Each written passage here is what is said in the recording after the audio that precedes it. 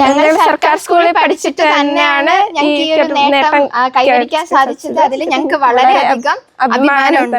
ഇപ്പൊ 1200 എന്ന് പറയുന്ന ആ ഒരു സിമ്പലിന് വേണ്ടിയല്ല പഠിക്കണ്ടേ, നമുക്ക് കാര്യങ്ങൾ മനസ്സിലാക്കാനും അതിന്റെ ഒരു ബൈ പ്രൊഡക്റ്റ് ആയിട്ടാണ് ഈ 1200 വരുന്നത്.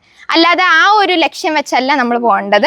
ഞാനും ഇവളും ഇപ്പം 1 മുതൽ 12 വരെ ഞങ്ങൾ പഠിച്ചത് സർക്കാർ സ്കൂളിലാണ്. ഇപ്പൊ സർക്കാർ സ്കൂളിന്റെ മേന്മയെന്ന് എനിക്ക് പ്രത്യേകമായിട്ട് പറയാനുള്ള ഒരു കുട്ടിയുടെ ഓവറോൾ ഡെവലപ്മെന്റിന്, അതിപ്പോൾ സോഷ്യൽ സ്കിൽസും അല്ലാതെ ക്രിയേറ്റീവ് ആയിട്ടുള്ള ഫ്രീഡത്തിലും അതുപോലെ അക്കാഡമിക്കിലും എല്ലാത്തിലും ഒരുപോലെ സ്വാധീനിക്കാൻ പറ്റുന്ന സ്കൂളാണ് സർക്കാർ സ്കൂള്. അപ്പോൾ എനിക്ക് ചില ഫ്രണ്ട്സൊക്കെ അല്ലാതെയൊക്കെ കിട്ടിയ CBSE ഫ്രണ്ട്സൊക്കെ ഉണ്ട്. അപ്പോൾ അവരുടെ എന്ന് വെച്ചാൽ അവർക്ക് മൊത്തത്തിൽ പഠിക്കുക മാത്രം ഒരു ഇതായിപ്പോ.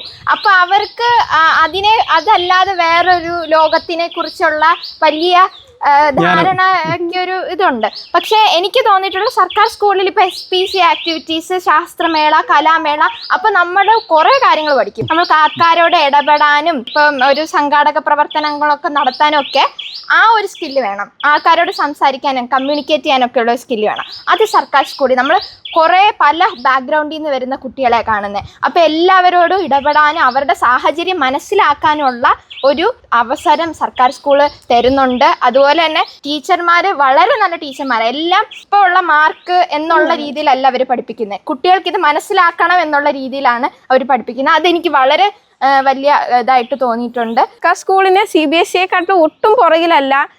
നിങ്ങൾ മാക്സിമം സർക്കാർ സ്കൂളിൽ തന്നെ പഠിക്കാൻ ശ്രമിക്കുക. ഇപ്പൊ പഠനത്തിനെക്കാട്ടിലും കൂടുതൽ സത്യത്തിൽ ഞാൻ ടൈം ചെലവഴിച്ചിട്ടുള്ള എക്സ്ട്രാ കരിക്കുലർ ആക്ടിവിറ്റീസിന്. ഇപ്പൊ ഈ സൊസൈറ്റിയുമായിട്ട് നമുക്കൊരു കടപ്പാടൊക്കെ ഉണ്ടാവണം എന്ന് ഒക്കെ പഠിച്ചത് സത്യത്തിൽ SPCയിൽ ഒക്കെ ചേർന്നിട്ടാണ്. ഇപ്പൊ 1200 എന്ന് പറയുന്ന ആ ഒരു സിമ്പലിന് വേണ്ടിയല്ല പഠിക്കണ്ടേ, നമുക്ക് കാര്യങ്ങൾ മനസ്സിലാക്കാനും അതിന്റെ ഒരു ബൈ പ്രൊഡക്റ്റ് ആയിട്ടാണ് ഈ 1200 വരുന്നത്. അല്ലാതെ ആ ഒരു ലക്ഷ്യം വെച്ചല്ല നമ്മൾ പോകേണ്ടത്.